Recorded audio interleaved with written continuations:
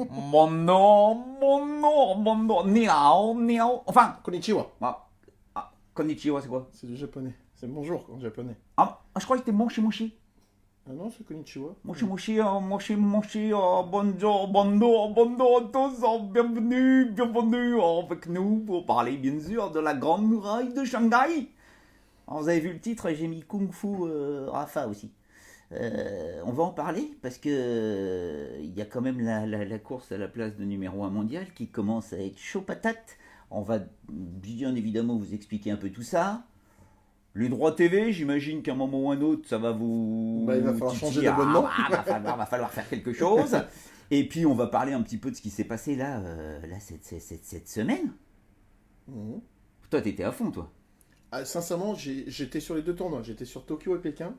Et alors, je te la fais brièvement sur Pékin. Il parle plus français, hein. Français perdu le français. Je t'avais compte sur Pékin, effectivement. Il y a eu un ou deux très bons matchs de Fonini, un ou deux très bons matchs de Del Potro. Mais après Tokyo, j'ai trouvé la semaine était vraiment top. Des super matchs, du bon Shapovalov, Richard qui a été plutôt bon. Voilà, même le tennis en lui-même, avec Nishikori jusqu'en finale, je trouvais que c'était vraiment du très très bon tennis. Même j'ai trouvé que Nishikori, en demi-finale et en quart, ça faisait très très longtemps que je ne l'ai pas vu jouer comme ça. Il était rapide, il était très bon. Mais pour le coup, il est tombé sur un Medvedev qui, pour cette semaine, a été tout simplement hallucinant. Et moi, il me fait d'autant rire qu'avec son 98, la petite mèche sur le côté, premier de la classe, ça part dans le zig, dans le zag au niveau de la technique. J'ai un peu l'impression de revenir à l'époque de Chesnokov, Volkov, un peu Cherkassov. Mais Cherkassov, c'était plus besogneux. Ouais. Mais tu vois, tu as l'impression que parfois lui-même se surprend des coups qu'il fait. Mais par contre, il a eu une régularité au service. Là, il sort des qualifications. Et il a servi aujourd'hui sur la finale. Il a servi 43 points. Il a gagné 38 points. Et il a enchaîné 22 points sans en perdre un. Ah, C'était on, hallucinant. on en parle un peu du Danil, Medvedev. Je vous rappelle juste quand même que depuis le début de cette saison 2018, si on prend tous les joueurs de moins de 23 ans qui nous intéressaient un peu, on rappelle que Tsitsipas, qui était 91e joueur mondial, est 15e à l'heure actuelle. On avait Coric, qui était aux alentours du top 50, qui est maintenant 19e. Medvedev, qui était 84e au début de la saison, se retrouve 22e avec sa victoire énorme. Ça fait quand même 3 titres. Le gars n'avait pas gagné un tournoi. Hein. Je vous rappelle qu'il jouait la next-gen finale là, à Milan l'an dernier. Bon, ok, d'accord, qu'est-ce qu'il va nous faire? Et là, 3 finales cette année, 3 titres. Puis quand tu commences à gagner comme ça, et puis j'allais dire encore plus cette semaine, quand tu fais qualifier vainqueur, ça te fait 7 matchs. Et puis, bon, après, tu vas peut-être les nuire, mais tu passes Schwarzman, tu bats Nishikori en finale. Et Raonic, Brisbane, son premier titre, il oui, sortait des qualifs aussi. Hein. ouais. Donc après, moi, ce qui m'intéresserait, là, je vois un petit peu plus loin, ce qui pourrait être sympa, c'est que j'espère qu'il n'est pas trop entamé. J'aimerais bien le voir sur Federer, bien, tu vois, en forme. Après. Déjà qu'il bat Zizang, le chinois premier tour. Mais s'il est en forme, j'aimerais bien voir ce match-là, ça pourrait être sympa. Mais bon. Bon, En tout cas, belle semaine, vraiment belle semaine pour lui. il y a Joël qui dit il est devenu très fort dans sa tête. Ouais. Medvedev a une frappe de balle lourde et se déplace très bien par rapport à sa taille, Ludo Gresac. Oui. Mais on rappelle hein, c'est très étonnant ce joueur qui s'est marié là après l'US Open à 22 ans. Vous voyez le mec qui a besoin d'avoir cette espèce de stabilité autour de lui et il l'a. Il est très bien dans sa tronche, très bien dans son tennis. Il est avec un entraîneur depuis pas mal. Alors, ce qui est marrant, alors pour la petite histoire, il s'entraîne dans le sud, il vit dans le sud, il s'entraîne à Cannes, et il s'entraînait pendant quelques années avec Jean-René Lisnard dans son académie. Et c'est JR qui a dit moi, je veux plus de toi. Parce que après, c'est un peu le feu sous la glace. Hein. Je sais pas si vous vous rappelez, il avait jeté des pièces à un arbitre. Wimbledon. Il s'était chauffé aussi avec Tsitsipas la dernière fois. Donc voilà, c'est un peu. il a un peu le feu. C'est un russe. C'est un russe. C'est un russe. Et donc c'est JR qui lui a dit non, mais t'es trop dingue. Moi, voilà. Si tu veux rester dans l'académie, tu t'entraînes avec un autre entraîneur qui s'appelle Gilles Servara. Et puis en fait, ça a l'air de plutôt pas mal tourner. Parce que quand on voit la progression cette année, et je pense qu'en plus, avec son style de jeu, son service, il peut bien jouer sur toutes les surfaces. Le seul petit, c'est peut-être sur terre battue. Souvenez-vous de sa victoire contre Wawrinka à Wimbledon où tout le monde se dit tiens, bizarre et tout ça, comment il a fait. Bon, il n'avait pas confirmé derrière, mais tu te rends compte que sur ce genre de surface, quand il y a son service qui fonctionne et donc qu'il est un peu plus cool après derrière sur les jeux de relance, bah, le gars il est dangereux. Puisqu'on vous rappelle donc que sa finale contre Nishikori. Nishikori, on rappelle quand même, Nishikori qui a qui revient très très fort, hein, Moi, je l'ai attention. trouvé très très bon. Qui est, s'il avait gagné, se retrouvait 9ème à la race, parce que maintenant on va parler de la race. Hein. Après, je pense que tu vas en parler, mais il est quand même à 8 finales Ouais, sans victoire. 8 finales perdues depuis moi- son dernier titre à Memphis, il y a 2 2016. ans et demi, en 2016, 2016. Alors Un après, super vieux. pour avoir commenté la finale, moi j'avais mis un 60-40 Nishikawa. Je me suis dit, avec le public chez lui, ça peut peut-être passer. Et en fait, il se fait breaker bêtement dans le premier, il se fait breaker bêtement à 5-4 dans le deuxième. Il sort un peu de la concentration, mais la qualité de jeu qu'il a démontré contre Richard, j'ai trouvé, et le tour d'avant contre Tsitsipas, il était vraiment le Nishikori que je n'avais pas eu depuis très très longtemps. Ouais, je suis d'accord, ouais, parce il fait un très beau tournoi, même Benoît Paire, hein, c'était un beau match, et il passe en 2-7. Donc Nishikori est là, mais très étonnamment, ben, il n'y arrive pas sur la dernière marche, là, depuis pas mal de temps. Alors pourquoi? Alors qu'il est en pleine forme, mais il faut quand même préciser que Medvedev, hein, parce que là, toi, tu en parlais, donc il a perdu 2 points sur sa première balle en finale, et 3 points sur sa seconde. C'est-à-dire que sur le premier jeu de service, son premier jeu de service, il sauve une balle de break. Ouais, Premier jeu très accroché. Et après, il a enquillé que des jeux blancs. Combien tu m'as dit de points 22 gagnés points consécutifs. contre Nishikori. Ouais. Attention, c'est quand même énorme. Puis en plus, il a ce truc, il est le seul à le faire. Il l'a fait un tout petit peu en finale, mais pas souvent, mais parfois il le fait plus souvent. C'est qu'à côté égalité, il se décale un maximum. Tu sais, comme s'il jouait en double. Et avec son mètre 98, il sert un peu comme peuvent faire certains gauchers, tu vois, côté avantage. Il met un énorme slice, et la balle sort, elle glisse, elle rip, et ça lui ouvre tout le court. Mais de temps en temps, il se fait un peu contrer, mais ça arrive rarement. Et là, il a fait moins aujourd'hui contre Nishikori, mais il a cette tactique au service qui est assez amusante. Il avait fait contre Raonic en quart. Parce que, donc, il bat Nishikori. Bon, ok, nickel, hein, en servant le feu de Dieu, en jouant. Il a été parfait du début jusqu'à la fin, avec la pression d'un premier grand titre. Parce qu'on parle d'un 500 là. Hein. Ouais, puis Nishikori en face. Nishikori chez lui. D'ailleurs, on rappelle quand même que Medvedev, dans la tronche, hein, il va falloir s'intéresser un petit peu à la qualité du gars, parce que quand il gagne le tournoi de Brisbane, il bat un Australien, chez lui, en finale. Quand il gagne Winston-Salem, là, à la fin du mois d'août, il bat un Américain en finale. Et là, à Tokyo, il bat un Japonais. Donc, en plus, le gars a quand même le public contre lui, et il arrive à gagner. En sortant des qualifs 2 fois à Brisbane et ici à Tokyo. Ouais, mais j'ai l'impression qu'il a un peu ce détachement qu'ont aussi souvent les Russes. Il montre pas trop ses états d'âme, il dit rien. Alors c'est un sanguin. Hein. Il enquille. J'ai la chance de bien le connaître, je peux vous dire qu'il est chaud patate, le Daniil. Hein. Donc, pas briqué sur la finale, d'accord? Rien. Avec quand même une balle de break à sauver sur ce premier jeu contre Nishikori. En demi-finale, il perd 7 points seulement sur sa première balle contre Shapovalov. Pas briqué non plus. En quart de finale contre Raonic, pareil, il perd 12 points sur l'ensemble de ses services, pas briqué une seule fois. Et il a une occasion de prendre le service de Raonic, paf, il a fait. En rappelant qu'il bat Schwartzmann au premier tour, et en sortant des qualifs. Donc effectivement, après, quand tu te dis que tu pars de Tokyo pour aller à Shanghai, bon, c'est rapide, hein, en avion, d'accord, décalage horaire que dalle, mais... le seul truc pour moi, tu fatigue, sais ce que c'est peut-être pas forcément fatigue, oui et non, parce que tu vois, la finale a duré 1h05, 1h10, donc ça va encore.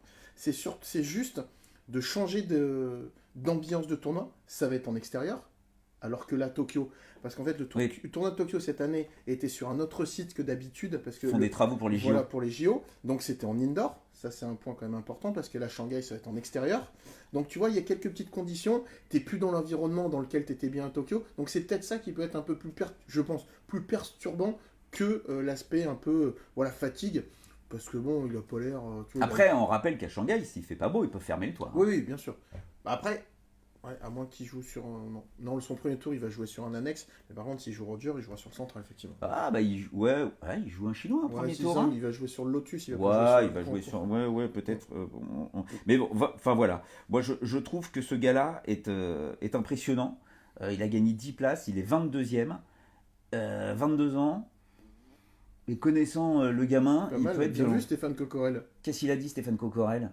Que Benjamin Bonzi l'avait battu à Roland l'année passée sur terre. Ouais, je pense que c'est peut-être la surface où il pêche un peu. Là, avec ses grandes jambes, et en fait, il a quand même tendance aussi à frapper quand même très rectiligne. Ah ouais. C'est peut-être là où il peut pêcher, c'est sur terre, pour l'instant. C'est très bizarre, hein. T'as toujours l'impression, quand il frappe son revers, qu'il est en retard. C'est qu'il le coup droit, il compense. Le coup droit, il fait des trucs. Techniquement, c'est très particulier. Mais c'est entre guillemets, c'est laid. Mais alors... Ouais, mais alors, tu sais, c'est ce que moi j'explique souvent à la télé, c'est que tu as ce qu'on appelle les gestes parasites. Mais il a ses gestes parasites. Mais le principal, c'est quoi? Après, c'est le plan de frappe. Ouais. Et il a toujours un plan de frappe qui est bon. Il a un plan de frappe devant, la balle sort bien de la raquette. Tu vois, il frappe fort, il a de la précision. Donc, tout ce qui se passe avant, à la rigueur, on s'en fout un peu. Ça, c'est de l'esthétique. Mais après, il est efficace. Bon, on parle de ce tournoi aussi pour parler un petit peu de Richie. Putain, Mmh. le pitbull, là. Oh, il Après, était bien. il a été encore même, je trouve, meilleur contre Anderson que contre le dingo de Kyrgios. Parce qu'une fois de plus, Kyrgios, on a fait du Kyrgios. Il arrive à 6 partout, il joue pas le tie-break. Alors moi, il faut m'expliquer, mais bon, c'est Kyrgios. Voilà, ça reste du Kyrgios. Tu sais comment je l'appelle maintenant? Non. Bouboule le clown. Ah non, mais j'en peux plus. J'en peux plus, moi j'en peux plus, sans rire, j'en peux plus. Parce qu'il y avait un beau match en perspective. Ouais. Tu vois? Après, quand tu vois le score, tu dis 7-6, 7-6, oula, ça a dû jouer de ça. Mais en fait, tu te rends compte qu'il fait tellement n'importe quoi que... Mais bon. Après, Richie, je trouve qu'il a été très très bon sur Anderson, parce qu'Anderson, toujours difficile à Et jouer. t'as vu comment il est agressif? Ouais, c'était pas mal, c'était pas mal. Un pied à l'intérieur du court, à couper les trajectoires, à tenter des choses, à venir au filet, faire des amortis, des machins. Il était partout. Et en fait, Et il a servi le feu. et bien, ce qu'il a fait très bien en quart, il l'a pas assez fait contre Nishikori en demi, et ça s'est vu dans le tie-break du premier set. Ouais. C'est que qui a gagné le tie-break du premier set, c'est Nishikori. En étant plus agressif, il est monté 4 fois au filet, Nishikori dans ce tie-break, et il s'en sort, il gagne le tie-break. Derrière, bah après, je pense que mentalement, il plonge un peu Richie, il y est plus. Mais c'était du bon Richie. Bon Richie, attention, on va le surveiller le Richie. Du petit porte-couille, putain de merde, on va le surveiller Shanghai. Parce que, eh oh, il est numéro 1 français. Il est numéro 1 français. Donc on commence à partir un petit peu sur la perspective de la finale de la Coupe Davis. Ah bah, ouais. Donc, Moi, j'ai envie de dire, là, demain lundi, c'est la Coupe Davis. Moi, je te mets en 1 Richard, en 2 Gilles Simon, et en 3, Chardy, non, Galmont. Pouille. La Monf. Ouais. La Monf. Ouais. Comment ça, là, tu vas pas mettre la Monf? Ouais. La Monf, on sait pas où il est, la Monf. Attends, il a pas gagné un match depuis... Ouais, mais sur un. Parce que il fait son challenger, il gagne, non, il gagne, si mais demain, après... si demain c'est la Coupe Davis, Richard joue, et je te dis, pour moi, mon numéro 2, c'est soit Gaël, soit Gilou. Oui, tu peux pas mettre la Pouille puisqu'il est blessé. Donc, voilà. Donc à partir Mais bon, de là, bon, après, enfin, ça, voilà. c'est ma Donc théorie, hein. là, j'ai vu des petites questions sur Medvedev. Est-ce qu'il peut aller plus haut? Oui, bien évidemment, bien évidemment. C'est quand même des gars. On se rend compte avec Tsitsipas, avec Chorich et tout ça, qui peuvent très bien être dans le top 15. Après, dans le top 10, effectivement, il y a besoin d'une régularité. C'est ça, c'est la régularité. Mais c'est surtout bon, ce qu'on voit. là, on se rend compte que sur cette première année à très haut niveau, Medvedev est là, à part cette terre battue là, qui lui pose des petits Ça soucis. Non. Mais il était blessé, hein, souvenez-vous. Il était blessé, Après hein. c'est là, surtout moi je pensais qu'il devait se faire opérer Du genou, ouais. du genou à Roland Garros, puis Ouais. mais Apparemment, c'est passé. mais après effectivement à ce niveau-là, ça va être surtout la régularité qu'il va avoir sur la saison. Attends, Eric m'a dit quoi. Gasquet numéro 1, ça prouve le niveau descendant. Ah, merde. Bah, il est combien Richie? Il est 24 ou 25 là? Ouais, niveau descendant, merde. Ils jouent les mecs, ils jouent. Bien sûr, il n'y a pas de régularité chez les Français, c'est le problème. Mais bon, il est là quoi. On peut pas parler de son gars, il est blessé. On peut pas parler de Pouille, il est blessé. Gilou nous fait quand même un truc plutôt très intéressant. Hein, 8e à Wim, la victoire à Metz. Je vous rappelle qu'on va jouer Shanghai. Et alors, Simon, Shanghai, il adore Shanghai. On va en parler. Et retour de Rafa à Bercy pour Jean-Paul Dréau, c'est ce qui est annoncé. Non, ouais. C'est ce qui est annoncé. Alors moi parce que j'essaie de le suivre sur les réseaux sociaux, je l'ai vu beaucoup en salle, vélo, réduc. Tu l'as vu la vidéo en salle dans son Mais- académie avec mais tous les vieux autour. Mais je l'ai pas vu sur le cours pour l'instant. Non.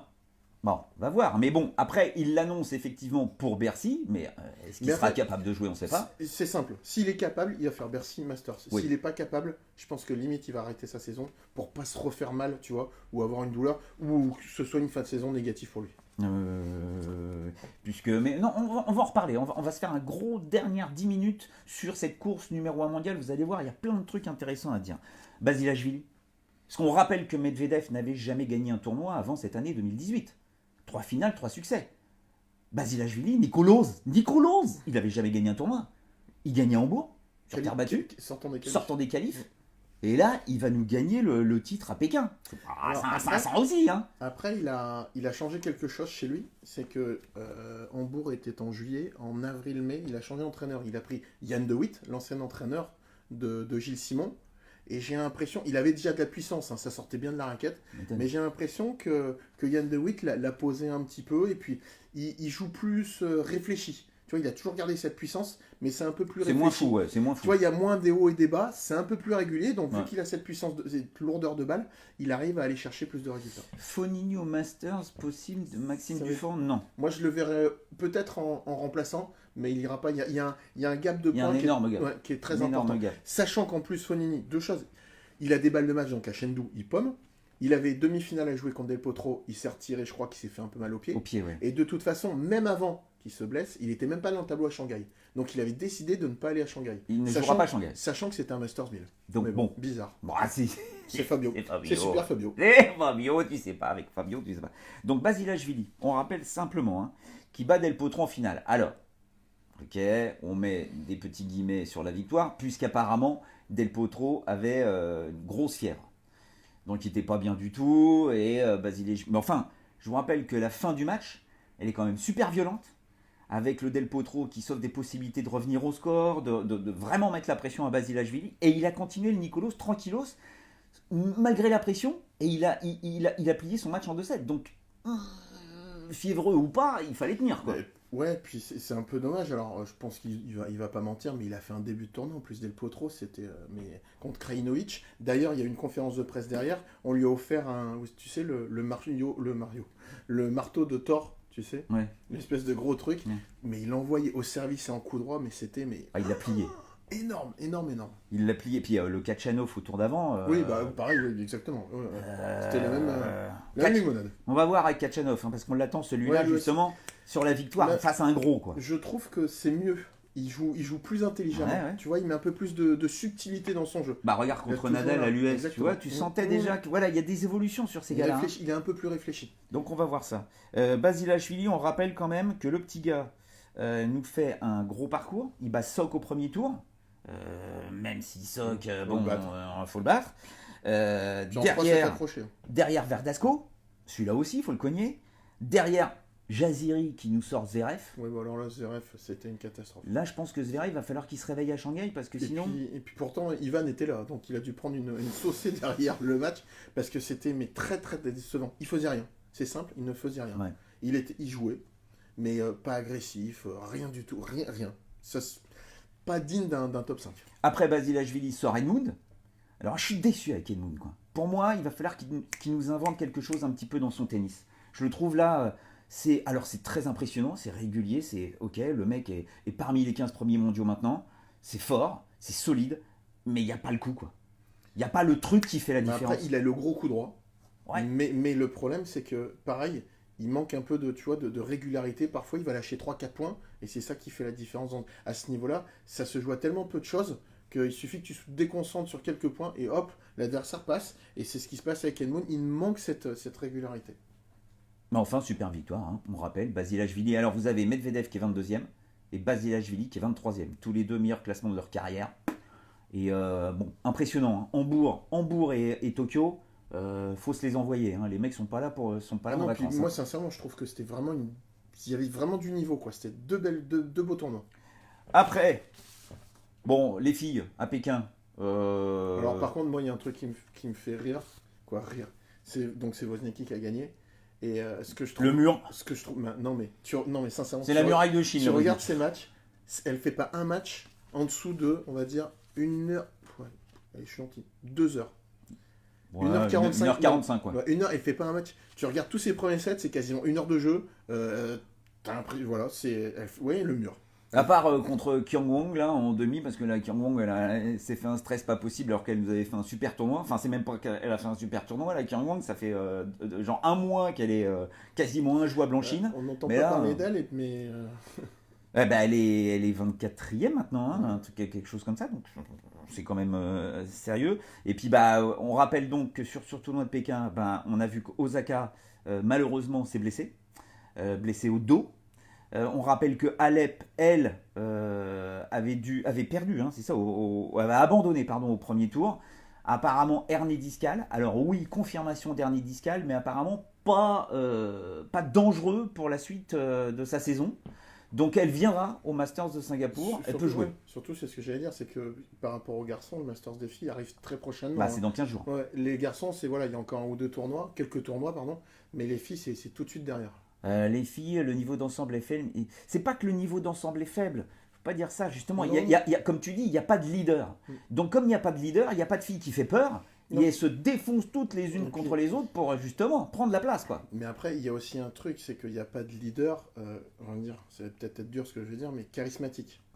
Tu vois, à une époque, après même si je l'aime pas, mais tu avais Serena Williams qui, tu vois, qui prenait de la place, même dans les médias, Sharapova, là, Justine Hénin. Mais là, tu vois, t'as pas une joueuse qui est en place, qui est bien présente, et qui, voilà, tous les regards sont sur elle. Ah bah, t'as Osaka, hein, là, en ce moment. Ouais, peut-être. C'est peut-être Osaka qui sort un petit peu du lot. Mais tu vois, derrière, bah, t'as quand même on a vu aussi le nom de Zabalenka qui joue très très bien aussi. Tu vois, il y a quelques joueuses comme ça derrière, mais t'en as pas une qui attire la lumière, j'ai envie de dire. Mis à part peut-être un peu Osaka ces derniers temps. Osaka, on rappelle quand même 14 victoires sur ses 16 derniers matchs. Hein, quand même. Elle a failli se faire une 3e finale consécutive. Donc bon, elle est là, elle est 4e joueuse mondiale. Espérons qu'elle soit plus blessée pour le Masters, parce que j'aimerais bien avoir la jeunette, moi, au Masters. En plus en Asie, ça peut être pas mal. Et puis bon, Caro Garcia, j'ai vu qu'il y avait des questions Ouais. sur Caro Garcia.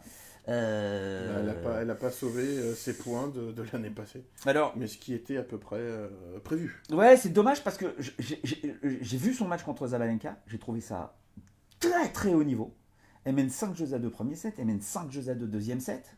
Bon, elle gagne le premier set ou elle perd. Oui, elle gagne le premier set, elle perd le deuxième, elle est pas loin de la victoire, tu vois, elle est 2 fois ou 3 fois à 2 points du match, mais elle n'y arrive pas. Et là, le troisième set, ben, elle a disparu. Ah, là, c'est mentalement où elle craque. Totalement Là, disparu. c'est la tête qui suit plus. Et là, ça fait peur, hein, parce que bon, là, bien évidemment, ben, Attends, je vais regarder juste un truc. elle doit être 15e ou un Je sais truc comme pas, ça. c'est ce que je voulais regarder parce que ça fait longtemps que j'ai. Je crois qu'elle elle est pas sortie du top 20, hein, mais Non, elle, non, elle doit être 15e Ouais. ou 16e, un truc comme ça. Bon, après, elle va perdre encore ses points au Masters, parce qu'elle n'y sera pas, Ouais. ça c'est sûr. Donc elle devrait finir Elle est l'année, 16. voilà, elle devrait finir l'année dans les 20, peut-être, dans les 20, ouais, je pense, dans les 20, parce que bon, le Masters, ça va jouer entre les meilleurs, donc elle devrait être dans les 20. Mais bon, déception. Déception quand même, parce qu'on n'a pas vu d'évolution dans son jeu après cette fin de saison extraordinaire l'année dernière. Bah, c'est surtout ça. C'est qu'on pensait qu'elle allait, tu vois, elle allait en profiter, puis voilà, elle allait engranger encore des points début de saison, mais non, malheureusement. Mais bon, une fois de plus, on va pas revenir sur son cas. Pour moi, Non, ouais, c'est après, il mon faut passer à sentiment. autre chose. Non, mais je pense que tant qu'elle aura pas un œil extérieur, Ouais, voilà. Mais bon, voilà. Mais c'est comme, mon sentiment. on peut parler de Kiki, c'est pareil, hein. Kiki, elle en met plus une. Elle en met plus une. Parce que, D'accord, double au-dessus de la braque. mais c'est très étonnant parce qu'en simple, elle n'arrive plus à servir. Elle te fait des wagons de double faute et en double, ça va, ça fonctionne. Ouais, mais elle a sa partenaire à côté Voilà. d'elle. Donc là, Il faut que Babos l'entraîne. pourquoi pas. Svitolina en patronne pour la suite. Bah, Un peu de mal, hein, ouais, Svitolina, ouais, on l'attend aussi celle-là, hein, mais pour l'instant, elle n'y est pas. Hein. Donc on va voir. Bon, allez, on y va. Shanghai, Ouais. Shanghai les loulous. Ouais, on est bien, tu vois, 19h20, on est bien. Alors, Shanghai. C'est quand même très très lourd, hein, le tableau. Celui qui s'en sort, Malgré pas mal d'absents quand même. pas de Nadal, Pas de Nadal, pas de Dimitrov. Il y a qui d'autre? Qui c'est qui vient pas? Bah donc Fonini n'est pas là.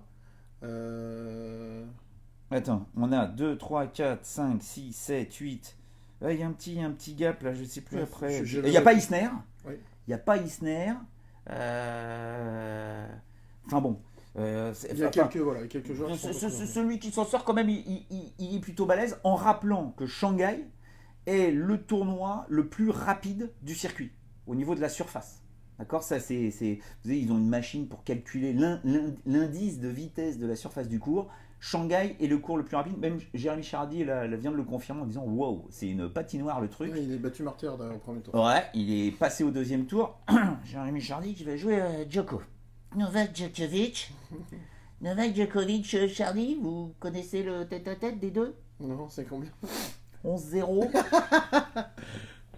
Et en plus, on peut rajouter qu'il a même jamais gagné un set. 26-7-0 contre Ah oui, quand même. Djokovic. C'est beaucoup. Ça fait mal. Et puis ils ne sont pas joués dans des futurs ou des challengers. Ah non. Ils sont joués 4 fois en Grand Chelem, 5 fois en Masters 1000. Enfin bon, compliqué. Très compliqué pour lui. Après, où en est Djoko? Bah, il a fait petite pause, donc on va voir. Hein, on rappelle que Djoko, Shanghai, c'est pas du tout son tournoi. Hein, il l'a gagné que 3 fois.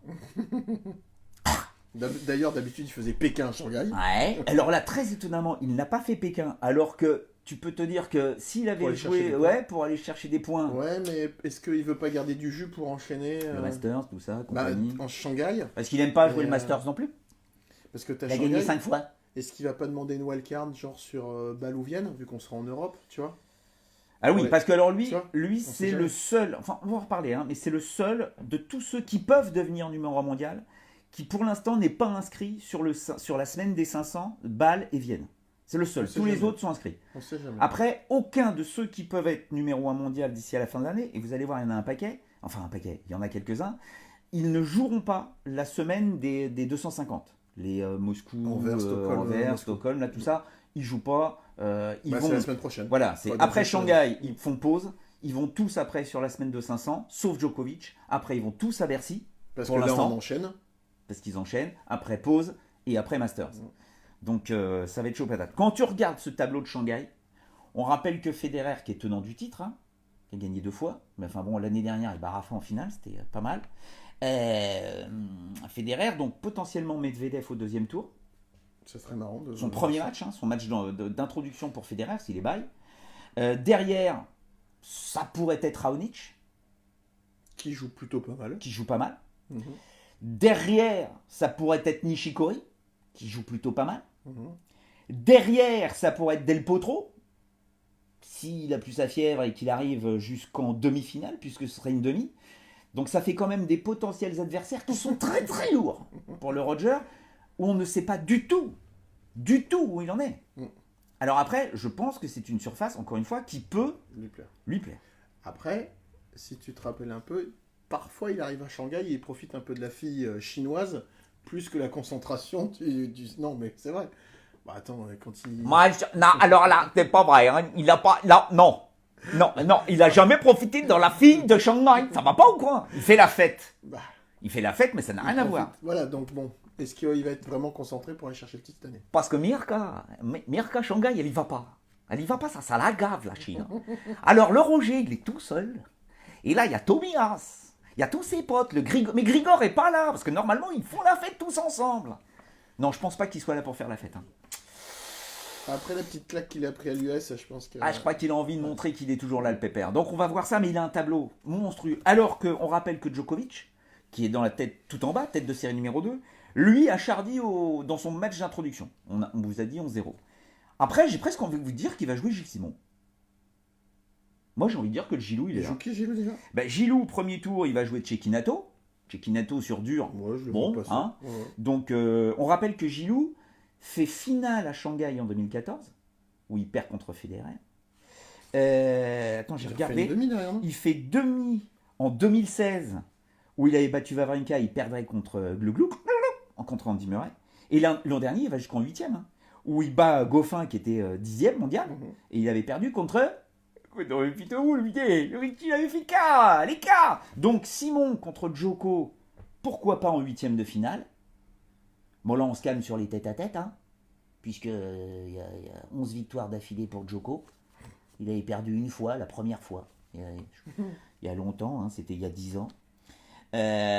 Donc, c'est vrai que tu vois Djoko arriver quand même au moins jusqu'en quart, Mhm. hein, Plutôt en serein. nous défonçant tous nos joueurs nationaux, Mhm. pour arriver. Alors là, j'avoue que je ne sais pas, parce qu'il y a une partie de tableau qui est complètement dingue, où tu as Anderson, tu as Kachanov qui a gagné, Kachanov est passé au deuxième tour, Kachanov qui jouera le vainqueur de mon fils Tsitsipas. Bon match, ça, demain matin. Alors là, qu'est-ce qui va se passer avec le Gaël? Où est-ce qu'il est? Parce qu'il a pas fait un mauvais match contre Verdasco. Non. Il perd un... Il perd 7-6 à la limite, belle, mais ouais. non, mais il y avait... Beau match. Il y avait match. Beau match. Donc, voilà, mon fils Tsitsipas, je pense que Tsitsipas est très fatigué. Moi, je pense que la fin de saison va être un peu dure pour lui, même si là, c'était pas mal. Il a pas mal joué hein, contre Ouais, mais à Tokyo. il est un Mais tout je petit pense peu, qu'il tu vois, va commencer à cramer. il a un tout petit peu moins cette explosion qu'il a eu à Ouais, faire. Mais, ouais. regarde, depuis la finale de Toronto, je trouve qu'il est quand même un...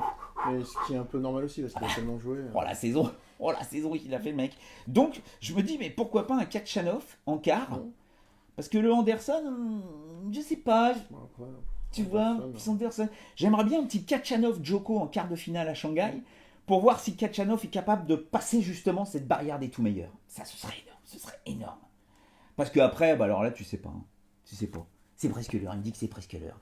Qu'est-ce qu'on a? On va regarder Cilic, bien évidemment, pour la finale de Coupe Davis. Hein. On va regarder Cilic, qui a un tableau pas simple, avec le Jarry, là, le petit. Mais il a perdu, Jarry. Non, mais non, il joue contre. Non, non, il a battu Mischa Zverev. T'es sûr? Jarry, il est passé. Jarry va jouer Cilic J'ai premier cru tour. comprendre. Mais comme il a perdu au premier tour à Pékin, Cilic, tu vois, on ne sait Ouais. pas du tout où il en est. Est-ce que Cilic va arriver jusqu'en quart pour jouer Zverev? Est-ce qu'Alexander Zverev va être là? J'ai presque envie de vous dire oui, mais bon, tu sais pas. Vraiment, je sais pas du tout. Et je veux voir le Wawrinka-Coric du premier tour. Ça aussi, c'est pas mal. Hein. Parce que Wawrinka, il joue. Hein. Il joue le pépère. Il revient, mais là, sur Tsitsipas à Tokyo, il a encore des sautes de concentration. Ouais. Coric, mais faut voir. Alors, je vous rappelle juste pour les Français, on a Gasquet. Maillard. Bon, voilà, faut passer Leonardo Mayer. Bon, il l'a déjà battu, hein, mais bon, c'est pas un facile. La dernière fois, il avait perdu à l'US Open en 2017 hein, contre Mayer. Donc attention à Mayer. J'aimerais bien le voir contre Del Potro. Voilà, il pourrait jouer Del Potro. Premier match de Del Potro, peut-être fiévreux, peut-être forfait. Donc ça peut être un tableau pour Gasquet qui pourrait être sympa pour arriver, pourquoi pas, contre Thiem. Et Thiem, sur ce genre de surface, c'est jouable. C'est Ouais, tout à fait jouable c'est clair. pour le Ricci. Je vous rappelle qu'à Shanghai, les Français, on a eu Tsonga qui a brillé là-bas. On a eu Simon, Gasquet, Gasquet, pourquoi pas Ricci, parce que après il y a Benoît Paire qui est sorti des qualifs, bravo. Difficile en dernier tour. Hein. Ouais. En 3-7, crochet. Qui va jouer Carino Busta d'entrée. Pour peut-être Dominor ensuite. Enfin bon, c'est du violent tout ça. Non, c'est un tableau. Alors pourquoi C'est dense. C'est dense. Alors pourquoi c'est chaud patate? Parce que j'ai calculé les loups. J'ai calculé. Oula, Attention, Attention, j'ai il sort calculé. ses notes. Il sort ses notes. Je sors mes notes. Jusqu'à la fin de l'année, il reste 4250 points à prendre. Je parle de la race, hein. Je ne vous parle pas de ce qu'ils ont fait avant et tout ça. Dans la race, tous ceux qui sont dans la capacité de piquer la place de numéro 1 mondial à Rafa, qui ne joue pas, qui peut-être jouera à Bercy, on ne sait pas. Il y a 4250 points à prendre. Il y a 2 Masters 1000, il y a un 250, ils ne les joueront pas, ils n'en ont pas besoin. Ce 250 n'est pas utile pour eux pour piquer la place de numéro 1 mondial à Rafa. Ils ont un 500, et je vous rappelle que celui qui gagne le Masters en étant invaincu, c'est 1500 points. D'accord ? Donc là, dans l'absolu, vous avez Djoko, qui peut devenir numéro 1 mondial, c'est me le placer bien évidemment. Il y a Del Potro, il y a Federer, il y a Zverev, il y a Cilic, il y a Anderson, et il y a Thiem. Tous ces joueurs-là peuvent devenir numéro 1 mondial d'ici à la fin de l'année. Finir numéro 1 mondial. Bon, Thiem, j'y crois pas 2 secondes. Anderson, Cilic non plus. Anderson, Cilic, j'ai du mal. Zverev aussi. Mais pourtant, quand tu regardes, parce que là, on va rentrer dans la période des tournois indoor. Ouais.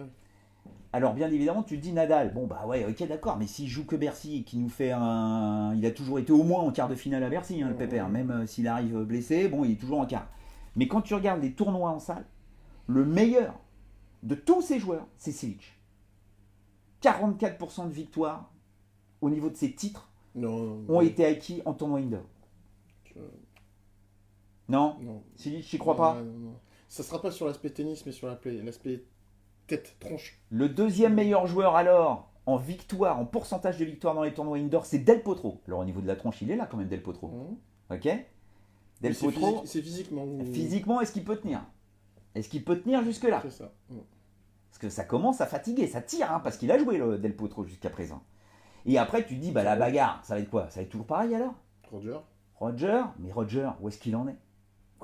Est-ce que Roger est capable, sur le dernier mois, d'enchaîner, de nous faire du Roger de l'an dernier? Parce qu'il ne faut pas qu'il nous fasse du Roger de milieu de saison. Mais surtout, c'est physiquement aussi, c'est enchaîner. Parce que là, il va faire Shanghai, une semaine de pause, Bâle, Bercy enchaîné, pause, Masters. Alors, ils sont tous à Shanghai, hein, sauf Rafa, on rappelle. Le meilleur à Shanghai, c'est Djoko, 3 victoires, rien à dire. Après, vous avez à Bâle, vous allez avoir Federer, Del Potro, Zverev et Cilic. Je vous rappelle que Federer, c'est chez lui, 8 victoires. Mais quand il y a Del Potro il gagne. Ouais. Del Potro, 2 victoires. Et quand il y a Cilic aussi a gagné Bâle en 2016. Hein. Donc attention. À Vienne, il y aura Thiem et Anderson. Tous les deux n'ont jamais gagné ce tournoi. Même Thiem, hein, qui joue pourtant chez lui. Parce que c'est indoor.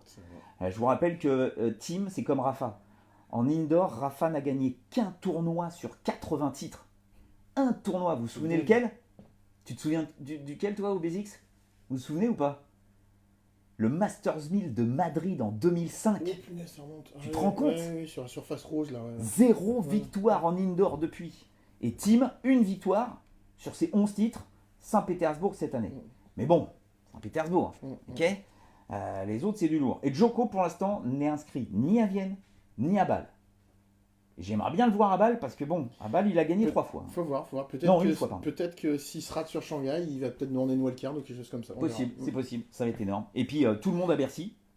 Je pense qu'il est Djoko, fin comme il est. Il était plus dans l'idée. Je m'inscris pas, parce que je pense bien jouer. Et au pire, de toute façon, j'aurai une wildcard. Donc, je m'engagerai sur un des deux tournois. Après, quand tu regardes tout ce qui reste comme tournoi important, celui qui est tout le temps devant, c'est Djokovic. Djokovic a gagné 3 fois Shanghai, a gagné 4 fois Bercy, a gagné 5 fois le Masters. Il n'a pas joué l'an dernier, hein, il n'était pas là. Donc, dans l'absolu, j'ai presque envie de vous dire que Djoko, qui est le plus près de Nadal au niveau du classement de Race, hein, qui est à 1025 points de Rafa, c'est rien. Logiquement, Djoko, là, je peux vous dire qu'il est là pour aller chercher. Pour nous faire un truc énorme, hein, parce que personne ne s'attendait à ça. Ce serait énorme. Énorme. Même lui, je pense qu'il serait bien surpris. Alors, les droits TV, ok, on finit. Les droits TV, alors vous l'avez appris tous, hein, que bon, donc Bein perd les 500, les 1000, garde Wimbledon, le circuit WTA, la Fed Cup et la Coupe Davis. Et Eurosport prend tous les 1000 et les 500 et garde l'Open d'Australie, l'US Open et Roland Garros en codiffusion avec France Télévisions. Donc effectivement... de 2019 à 2023. 23. Alors après, bien évidemment, je sais que ça crie dans tous les sens et compagnie, mais je vous rappelle que ça a tout le temps été comme ça. C'est un appel d'offres. Ça a tout le temps été comme ça. J'ai eu la chance de bosser pour Pathé Sport au tout début où personne ne s'intéressait justement à cette saison de 500 et Masters 1000. Et on avait commencé en 97, je crois, ou 98, jusqu'à ce que Canal rachète les droits, donc en 2002 ou 2003. Et on faisait, mais personne s'y intéressait. Puis petit à petit, Canal est arrivé dans l'histoire. Je vous rappelle qu'il y a eu la parenthèse Orange Sport aussi, où j'ai eu la chance d'être là-dessus. Qui a duré 2 ans ou 3 ans. Mais ce que je trouve intéressant tout de même, c'est que pour les tennis qui nous suivent aussi, c'est qu'on dit que le tennis n'intéresse plus personne. Mais en attendant, ça veut dire quand même que beIN s'est placé. Ça se pouille, hein. Que Eurosport s'est placé. Et RMC Sport s'était placé aussi, avait répondu à l'appel d'offres. Donc ça prouve quand même que ça intéresse du monde. Donc le tennis n'est pas mort. Mais non, parce qu'il va y avoir plein de... Alors déjà, la fin de la saison, elle est monumentale. Mais monumentale de chez monumentale. Hein. Donc on va vous faire un petit truc bien évidemment après Shanghai. On se revoit et tout ça en vous rappelant la finale à la Coupe Davis à Lille et tout ça et compagnie. Les filles, il va y avoir le Masters féminin aussi, on n'oublie pas celui-là.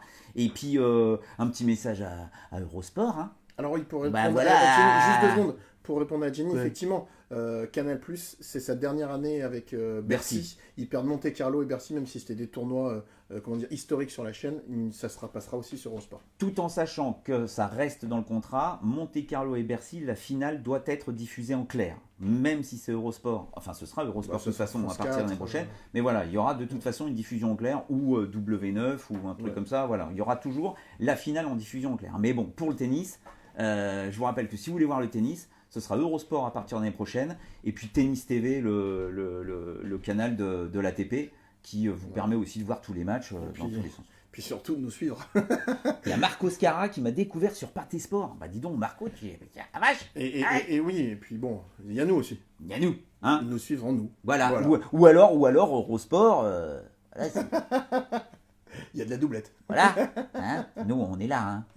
On dit ça comme ça. Hein. Bon, allez. Hein. Tiens, comment tu dis au revoir en japonais? Ça, je sais pas ça. Arigato, c'est merci. Ouais.